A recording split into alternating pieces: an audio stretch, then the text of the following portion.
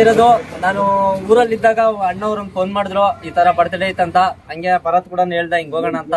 ನಾನು ಏನು ಹಿಂದೆ ಮುಂದೆ ಹೇಳ್ದಿರಣ ಪಡ್ತೀನಿ ಅಂತ ಕೂಡ ಹೇಳ್ದೆ. ಇವತ್ತು ಬರ್ತ್ಡೇಗೆ ಬಂದೆ. ಒಳ್ಳೆ ಪ್ರೀತಿ ವಿಶ್ವಾಸ ಕೊಟ್ಟಿದ್ರಣ, ತುಂಬಾ thanks. Once again happy birthday. Karnataka ರಕ್ಷಣೆ ವೇದಿಕೆ ಅಂದ್ರೆ ತಮಾಷೆ ಅಲ್ಲ. ನಮ್ದೇನೇ ಕಷ್ಟ ಆಗಿರ್ಲಿ, ಒಂದು ಕರೆಂಟ್ ಆಗಿರ್ಲಿ, ನಮ್ಮ ರೈತರ ಪರವಾಗೂ ತುಂಬಾ ಓಡಾಡ್ತಾನೆ ಇರ್ತಾರೆ. ನಮ್ಮ ರೈತರಿಗೂ ಸಪೋರ್ಟ್ ಮಾಡ್ತಾರೆ ಅಂತ ಭರತ್ ಕೂಡ ಹೇಳ್ದಣ. ತುಂಬಾನೇ ಸಪೋರ್ಟ್ ಮಾಡ್ತಾರೆ. ರೈತರು ಕಷ್ಟ ಅಂತ ಹೆಣ್ಣಿಗೆ ನಾನು ಫೋನ್ ಮಾಡಿದ್ರೆ ಅದೇನೈತೆ ಪರಿಹಾರ ಕೂಡ ಮಾಡ್ಕೊಡ್ತಾರಂತೆ ಮುಳಬಾಗಿಲು ತಾಲೂಕಲ್ಲಿ. ದಯವಿಟ್ಟು ಇಂಥವ್ರಿಗೆ ಎಲ್ಲರೂ ಕೈ ಜೋಡಿಸ್ಬೇಕು, ಸಪೋರ್ಟ್ ಮಾಡ್ಬೇಕು. ಅವ್ರು ಮುಂದೆ ಹೋಗ್ತಾ ಇರ್ತಾರೆ, ನಾವು ಹಿಂದೆ ನಿಂತ್ಕೊಂಡು ಸಪೋರ್ಟ್ ಮಾಡ್ಬೇಕಂತ ಹೇಳಕ ನಾನು ಇಷ್ಟಪಡ್ತೀನಿ. ಅದೇ ತರಣ ನಿಮ್ ವಿಡಿಯೋಸ್ ಎಲ್ಲ ಭರತ್ ತೋರಿಸ್ತಾ ತುಂಬಾ ಚೆನ್ನಾಗೈತೆ. ತುಂಬಾ ಸಪೋರ್ಟ್ ಮಾಡ್ತಾ ಇದ್ರ. ಜನ ಪ್ರೀತಿ ವಿಶ್ವಾಸ ಯಾವತ್ತೂ ನಿಮ್ ಮೇಲೆ ಇರ್ತೈತೆ. ನೀವು ಆದಷ್ಟು ಇನ್ನು ಒಳ್ಳೆ ಕೆಲಸಗಳು ಮಾಡ್ಕೊಂಡು ಹೋಗ್ತಾ ಇದ್ರೆ ನಿಮ್ ಹಿಂದೆ ನಾವು ಕೂಡ ನಿಲ್ತೀರಿ ಅಂತ ಹೇಳಕ ಈ ವಿಡಿಯೋ ಮುಖಾಂತರ ಹೇಳಕ್ ಇಷ್ಟಪಡ್ತೀನಿ.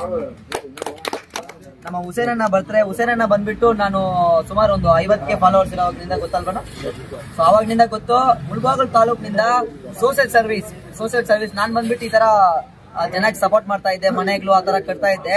ಸೊ ಅಣ್ಣ ಅವರು ಒಂದಿನ ಬಂದ್ಬಿಟ್ಟು ಮೆಸೇಜ್ ಮಾಡಿದ್ರು, ಈ ತರ ಭರತ್ ಸೂಪರ್ ಆಗಿ ಮಾಡ್ತಾ ಇದ್ಯಾ ಹಂಗಂತ. ನಾನು ಅಣ್ಣ ಬಗ್ಗೆ ತಿಳ್ಕೊಂಡೆ. ಇಲ್ಲಿ ಬೇಜಾನ್ ಮಾಡ್ತಾ ಇದ್ದಾರೆ, ಆದ್ರೆ ಯಾರಿಗೂ ಗೊತ್ತಿಲ್ಲ. ಇನ್ಮೇಲೆ ಎಲ್ಲರಿಗೂ ಗೊತ್ತಾಗುತ್ತೆ. ಸೊ ಎಲ್ಲಾರು ಅಣ್ಣವ್ರಿಗೆ ಸಪೋರ್ಟ್ ಮಾಡಿ. ಮತ್ತೆ ಇನ್ನೊಂದೇನಂದ್ರೆ ಅವ್ರು ಏನೇ ಮಾಡ್ಲಿ ಅವ್ರದ್ದು ಕರೆಕ್ಟ್ ಆಗಿದ್ರೆ ಅವ್ರ ಹಿಂದೆ ಇಡಿ, ಇಲ್ಲಾಂದ್ರೆ ನಾವೆಲ್ಲರೂ ಸೇರಿ ಸಪೋರ್ಟ್ ಮಾಡೋಣ. ಯಾಕಂದ್ರೆ ನಮ್ಮ ಒಂದು ಊರಾಗಿದ್ರೆ ನಾವು ಎಲ್ಲಾರು ತುಲಿಯಕ್ಕೆ ಇರ್ತಾರೆ, ಬೆಲ್ಸಕ್ ಯಾರು ಇರಲ್ಲ.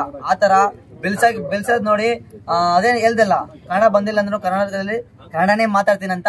So once again thank you so much. Love you lots. Happy birthday ಹುಸೇನಣ್ಣ. ಮನೆ ಮಗ ಬಿ ಭರತ್ ಮಾತಾಡ್ತಿದ್ದೀನಿ. ಇವತ್ತು ನಮ್ಮ ಕರವೇ ಅಧ್ಯಕ್ಷರಾಗಿರ್ತಕ್ಕಂಥ ಹುಸೇನ್ ಅವ್ರ ಬರ್ತ್ಡೇ ಇದೆ. ನಾನು ಹುಸೇನ್ ಅವ್ರಿಗೆ ಒಂದು 5 years ಮುಂಚೆನೆ ಫಾಲೋವರ್ ಅಂತ ನಾನು ಹೇಳಕ್ ಇಷ್ಟಪಡ್ತೀನಿ. ಯಾಕಂದ್ರೆ ಕೋವಿಡ್ ಟೈಮ್ ಅಲ್ಲಿ ಅವ್ರು ಮಾಡ್ತಿರ್ತಕ್ಕಂತಹ ಸೇವೆಗಳು ನಾನು ತುಂಬಾ ನೋಡಿದೀನಿ. ಅವ್ರಿಗೆ ಮಾಸ್ಕ್ ಹಾಕೊಂಡು ಅವ್ರ ಪಾಪ ರೋಡ್ ಸೈಡ್ ಇರ್ತಕ್ಕಂತ ಪ್ರತಿಯೊಬ್ಬರಿಗೂ ಫುಡ್ ಡೊನೇಟ್ ಮಾಡೋದಾಗ್ಲಿ, ಪ್ರಾಣಿಗಳಿಗಾಗ್ಲಿ, ಮನೆಗೆ ಹೋಗೋ ಒಂದು ರೇಷನ್ ಕಿಟ್ ಆಗ್ಲಿ ಕೂಡ ಸಹಾಯ ಮಾಡ್ತಿದ್ರು. ನಾನು ಹುಸೇನ್ ಅವ್ರಿಗೆ ಮುಂಚೆಯಿಂದನೂ ಹೇಳ್ತಿದ್ದೆ, ಅಣ್ಣ ನೀವು ಮಾಡ್ತಿರೋ ವಿಡಿಯೋ ಯಾವ್ದು ಬೆಳಕ್ ಬರ್ತಿಲ್ಲ ಅಂತ. ಇನ್ನಿಂದ ನಾನು ನಿಜ ಹೇಳ್ತಿದ್ದೀನಿ, ನಾನು ಮುಳಬಾಗಿಲು ಇತ್ಕೊಂಡು ಹೇಳ್ತಿದ್ದೀನಿ. ಖಂಡಿತ ಇನ್ನಿಂದ ಹುಸೇನ್ ಅವ್ರ ವಿಡಿಯೋಗಳು ಬರೋಂಗೆ ನಾಗ್ ಮಾಡ್ತಿದ್ದೀನಿ ಅಂತ ಈ ಎಲ್ರ ಮುಂದೆ ಹೇಳಕ್ ಇಷ್ಟಪಡ್ತೀನಿ ಅಂತ ಹೇಳ್ತೀನಿ.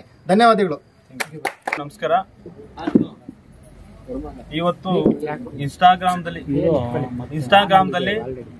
ಹಬ್ಬಕ್ಕೆ ಶುಭ ಹಾರೈಸಲಿಕ್ಕೆ ಕೋರಲಿಕ್ಕೆ ನಮ್ಮ ಹುಡುಗಂದು ಮುಳಬಾಗಿಲು ಭರತ್, ಇನ್ನೊಬ್ಬ ಭರತ್ ಹೊಸೂರ್ ಹತ್ರ ಹಳ್ಳಿ ಅಲ್ವಾ? ಹೌದು, ಹೊಸೂರ ತಮಿಳ್ನಾಡು.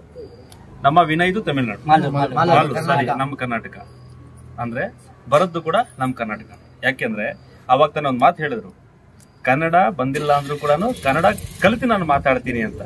ಅದಕ್ಕೆ ನನ್ನ ಹೃತ್ಪೂರ್ವಕ ಧನ್ಯವಾದ ಹೇಳಕ್ಕೆ ಇಷ್ಟಪಡ್ತೀನಿ.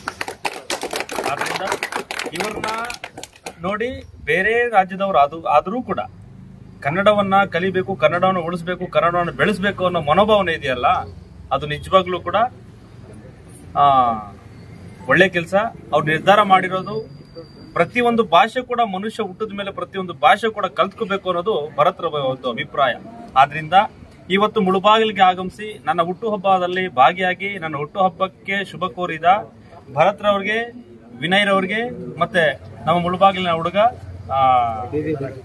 ಬಿ ಭರತ್ರವ್ರಿಗೆ ಹೃತ್ಪೂರ್ವಕ ಧನ್ಯವಾದ ಹೇಳ್ತೀನಿ.